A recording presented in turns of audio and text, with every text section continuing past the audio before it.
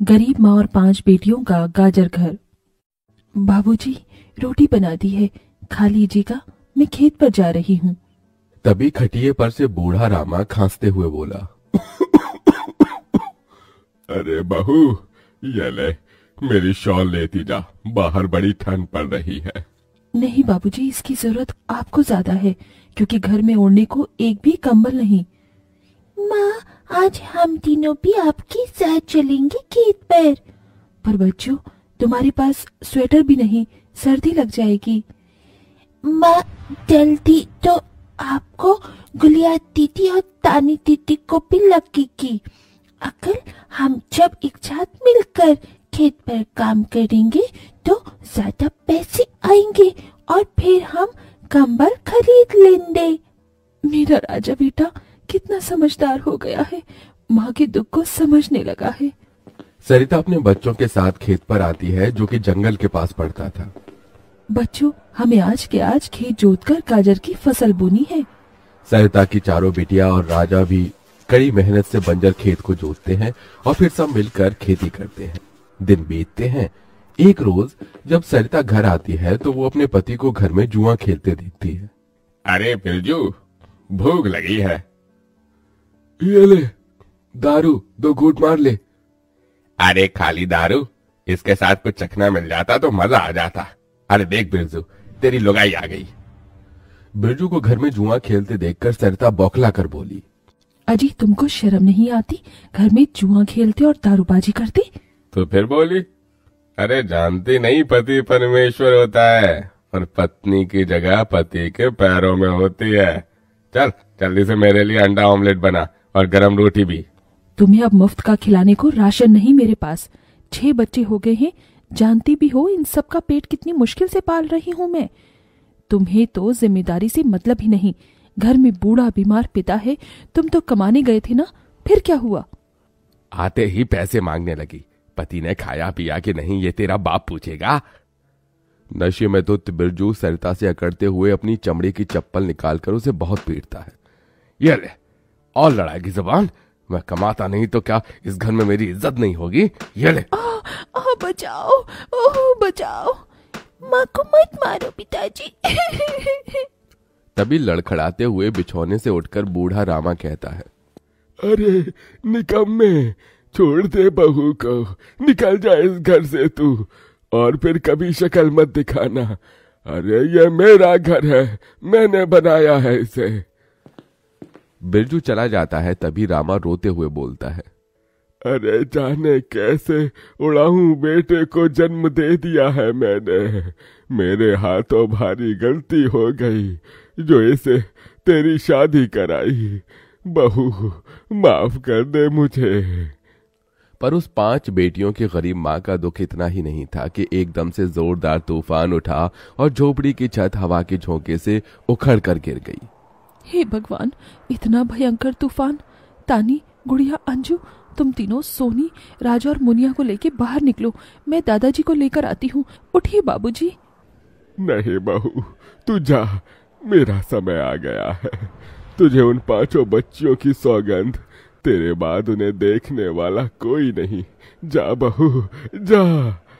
सरिता के बाहर निकलते ही पूरी झोपड़ी गिर जाती है। सरिता छाती पीट पीट कर रोने लगती है। बाबूजी। अरे कैसा निर्दयी है रे तू ऊपर वाले। क्या मिला आखिर, क्या मिला तुझे मेरा घर उजाड़ कर? तू खुद तो अपने घर में सो रहा है और मेरी 5 बेटियों को बेघर कर दिया। जवाब दे, तू बोलता क्यों नहीं? सरिता को टूट कर रोता देखकर उसकी 5 बेटी भी बिलख बिलख कर रोती है। चुप हो जाओ माँ, रो मत। माँ, मुझे जल्दी ठंड लगती है। हे भगवान, इतनी बर्फ गिर रही है, मुझे इस ठंड से अपने बच्चों को बचाना होगा। सरिता सबका दरवाजा खटखटाती है, मगर कोई भी मुसीबत में उसकी मदद नहीं करता। हार कर वो अपने जंगल वाले गाजर के खेत में आ जाती है और सब रात भर ठंड से कांपते ठिठुरते हुए बीतती है। माँ, बहुत भूख लगी है।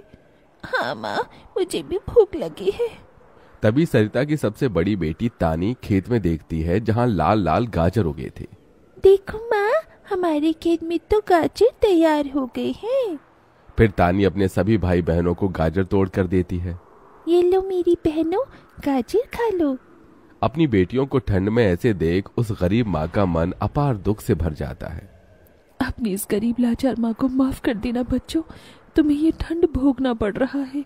तभी एकदम से दिन का माहौल रात सा हो जाता है और तेजी से बर्फ गिरने लगती है। बाप रे बाप, एकदम से इतनी ठंड, ऐसी तो बिना घर के हम बच नहीं पाएंगे।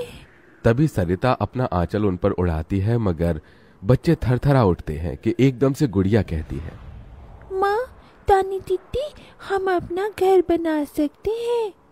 मगर कैसे बिटिया, हमारे पास पैसे भी तो नहीं।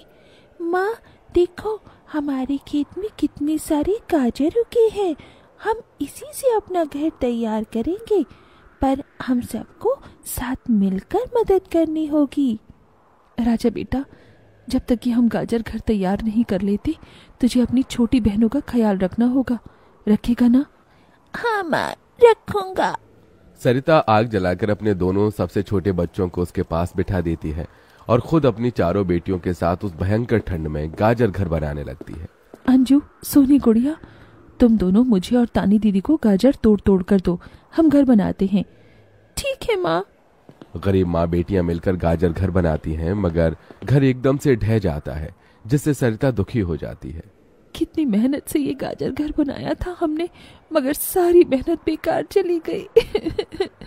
तभी चारों बेटियां रोते हुए गाकर अपनी माँ को हिम्मत देती हैं। जिंदगी की यही रीत है, हार के बाद ही जीत है, थोड़े आंसू है थोड़ी हंसी, आज गम है तो कल है खुशी, जिंदगी की यही रीत है, हार के बाद ही जीत है। मेरी बच्चियों। रोते हुए सरिता अपनी बेटी को गले से लगा लेती है। वो फिर कोशिश करते हैं, कई बार उनका गाजर घर बिगड़ता है। तभी गुड़िया कहती है, माँ, अगर हम अपना गाजर घर मजबूत बनाने के लिए पहले लकड़ी फट्टे से ढांचा बना लें, तो फिर हमारा गाजर घर नहीं गिरेगा। सब ऐसा ही करते हैं, जिससे उस बार उनका गाजर का घर मजबूत बन जाता है। सरिता अपनी पांचों बेटियों और बेटे के साथ घर के अंदर आती है। तब जाकर उनके शरीर को गर्माहट महसूस होती है। अरे वाह माँ, दीदी, आप सबने कितना सुंदर गाजर घर बनाया है, और ये कितना गर्म भी है। तभी सरिता अपने बेटे बेटियों का मुंह देखती है। सबकी आंखों में भूख थी। मैं जानती हूँ तुम सबको भूख लगी है ना। अपनी माँ को एक दिन दे दो, मैं कल काम ढूंढ लूंगी। ठीक है, आज हम ये गाजर खाकर सो लेंगे। आप भी खा लो ना माँ, आपने 2 दिन से कुछ नहीं खाया। सोनी अपने नन्हे हाथों से अपनी गरीब माँ को गाजर खिलाती है। अगले दिन सरिता ठंड में इधर से उधर काम ढूंढने भटकती रहती है, मगर कोई उसे काम नहीं देता। इधर अब उसके खेत के गाजर भी खत्म हो गए थे, जिससे उसकी बेटियां भूखी थी और उसकी दुधमुही बेटी भूख से रोई जा रही थी। माँ, मुन्ना को भूख लगी है, उसे खाना चाहिए। छोटे बच्चे खाना नहीं खाते राजा, इसे दूध पीना है। हे बसुरी बजैया, एक माँ की ममता की इतनी भी परीक्षा मत लो कि वो अपने बच्चे को दूध भी ना पिला सके। तभी सरिता को द्वार पर एक गाय के रंभाने की आवाज सुनाई दी। माँ, लगता है बाहर गाय आई है। सरिता अपनी बेटियों के साथ बाहर आकर देखती है तो गाय के थन से दूध की धारा बहे जा रही थी। इस गाय के थन में कितना दूध गिर रहा है। सरिता गाय का गर्म दूध अपनी बेटी को पिलाती है। तभी गाय उसके खेत में जाकर गोबर कर देती है, जिससे एकदम से जादू होता है और खेत लाल चमकदार गाजर से भर जाता है। माँ, ये तो कोई जादुई गाय लगती है। देखो, हमारे खेत में कितने गाजर उगाए। हाँ गुड़िया, मैं जादुई गाय हूँ। मुझे वरदान प्राप्त है। जिस भी बंजर खेत में मैं गोबर करूंगी, वो फसल से भर जाएगी। मैं इससे पहले भी तुम्हारे खेत में आई थी। इसका मतलब गौ माता, आपकी वजह से उस वक्त भी मुझ गरीब के बंजर खेत में गाजर उगी थी। आपका कोटि कोटि धन्यवाद गौ माता। माँ, तुम काम ढूंढ रही थी ना, अब मैं ढूंढना। तुम तो कितना अच्छा गाजर का हलवा बनाती हो, और गाय के दूध से खोया, घी, दूध सब बनता है। तुम हलवा बनाकर बेचो। सरिता उस गाय के दूध से घी, खोया तैयार कर लेती है और गाजर का हलवा बनाकर बेचने लगती है, जो कि लोगों को खाने में स्वादिष्ट लगता है। उसकी अच्छी कमाई होती है, जिससे उसकी आर्थिक स्थिति ठीक हो जाती है और वो गाय उसके गाजर घर के बाहर बंधी खेत के गाजर और घर दोनों की पहरेदारी दिया करती।